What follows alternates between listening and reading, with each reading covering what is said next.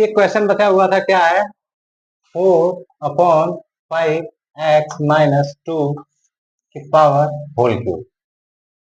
ठीक है, इतना बचा हुआ था, तो इसको हम लोग अभी इसको भी सॉल्व कर लेते हैं। तो ये भी हमारा देखिए डिफरेंस का ही है, तो इसमें भी हम लोग डिफरेंस का ही फॉर्मूला अप्लाई करेंगे। तो डिफरेंस का फॉर्मूला हमारा क्या कहता है कि x माइनस वाई के whole cube equals to x cube minus y cube minus 3xy और ब्रैकेट में x माइनस वाई। ठीक है, ये हमारा डिफरेंस के लिए फार्मूला हो गया। ठीक है, अब इसमें हम लोग क्या करते हैं, फार्मूले में पुटअप करते हैं। जैसे हमारा x की वैल्यू ये टोटल आ गया और ये हमारा y का वैल्यू है, तो चलिए हम पुटअप करते हैं। तो यहाँ पे जब हम पुटअप करेंगे तो 4/5 के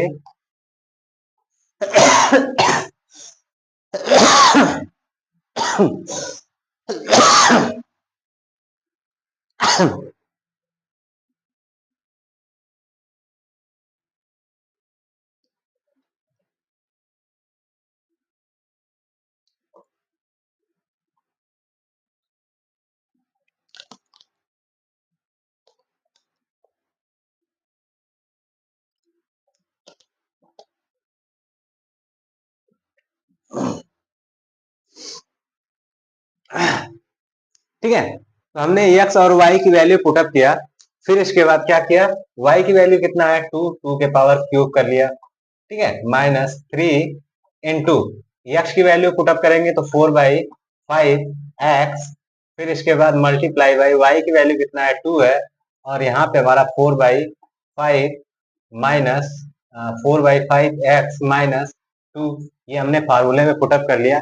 अब चलिए इसका सॉल्यूशन करते हैं। सॉल्यूशन करेंगे तो हमारा क्या आ जाएगा, ये हमारा आ जाएगा 16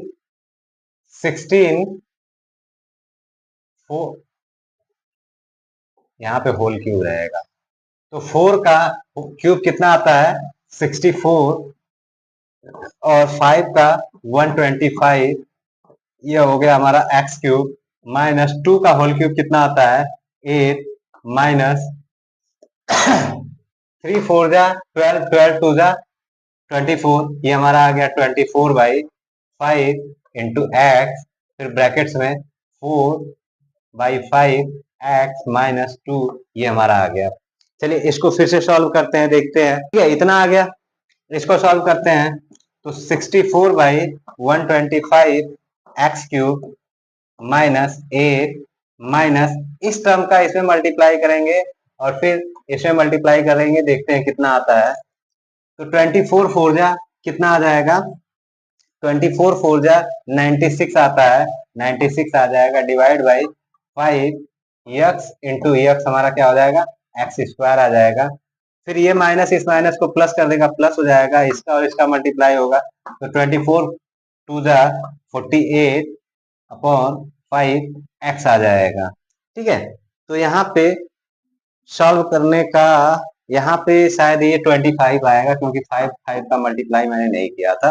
ठीक है, तो अब यहाँ पे मुझे लगता है कि यही इसका फाइनल आंसर होगा, क्योंकि इसको सॉल्व करने के बाद भी, क्योंकि ये एक्स क्यूब के टर्म में है, ये एक्स स्क्वायर के टर्म में है, और ये एक्स के टर्म में है, और ये कांस्टेंट हो गया हमारा, तो इसमें और कुछ करा किया नहीं जा सकता। तो ये हमारा इस न्यूमेरिकल के लिए फाइनल आंसर हो गया। अभी तक हम लोगों ने जो क्लास 9th में मैथ के लेकर के जो चर्चाएं चल रही थी, वो डिस्कस हमारा इसी बात पे चल रहा था कि चैप्टर 1 हमारा था जो कि रियल नंबर था, और चैप्टर 2 हमारा जो था वो हमारा था पॉलिनोमियल्स था। अब आज तक तो मैंने जहां तक हो सका आप लोगों को जितना मैक्सिमम से मैक्सिमम कंटेंट देने की कोशिश मैं कर रहा था, वो तो मैंने सोचा कि मैं आप लोगों को दे चुका हूँ। ठीक है, अगर अगर अभी भी आप लोगों को अगर इससे भी ज्यादा कुछ कंटेंट चाहिए कि या कुछ भी हो, आप लोग एक बार कमेंट में यस या नो करके बता सकते हैं। ठीक है, तो अब जो चैप्टर शुरू होने वाला है वो चैप्टर है हमारा एंगल, लाइन एंड ट्रायंगल्स, यानी हमारा जो है थर्ड चैप्टर। अब अकॉर्डिंग टू सिलेबस है या नहीं है अभी मुझे नहीं पता, बट मैं भी जो चीजें लेके चल रहा हूँ बेसिक से लेके चल रहा हूँ, क्योंकि मैं आप लोगों को जो भी लेके चलना चाहता हूँ वो बेसिक से, क्योंकि बेसिक ही एक ऐसी जड़ है हमारी अगर हम उसे अगर छोड़ के अगर हम आगे चलते हैं तो बहुत सारी चीजें हमारे से स्किप हो जाएंगी। तो अभी हमारा जो मेन मोटिव यही है कि मैं आप लोगों को बेसिक लेके चलूं। ठीक है, अगर हम बेसिक को छोड़ देते हैं तो फिर इसके बाद आगे मुझे पढ़ाने का या कुछ भी ऐसा करने का मौका नहीं मिलेगा। मेरा जो मेन ये यूट्यूब चैनल बनाने का जो मेन मकसद था वो ये था कि मैक्सिमम से मैक्सिमम लोगों तक मेरी बातें पहुंच सके, मेरे द्वारा चीजें समझाई गई चीजें पहुंच सके। अभी थोड़ा सा हो सकता है स्टार्टिंग पॉइंट है, हो सकता है कुछ चीजें स्किप हो रही हो, तो उसके बारे में आप लोग मुझे बता सकते हैं। ठीक है, तो अभी हम लोग चलेंगे अब अगले दिन से ही चलेंगे, आज तो नहीं चल पाएंगे। अगले दिन से हम लोग चलेंगे लाइन, एंगल एंड ट्रायंगल पे। ठीक है, ये हमारा चैप्टर 3 रहेगा। ठीक है, तो उसके लिए हम लोग जो भी होगा प्रिपरेशन करके बैठेंगे, फिर इसके बाद देखेंगे जैसा भी होगा आगे शेयर कर दिया जाएगा। ठीक है, ओके, थैंक यू।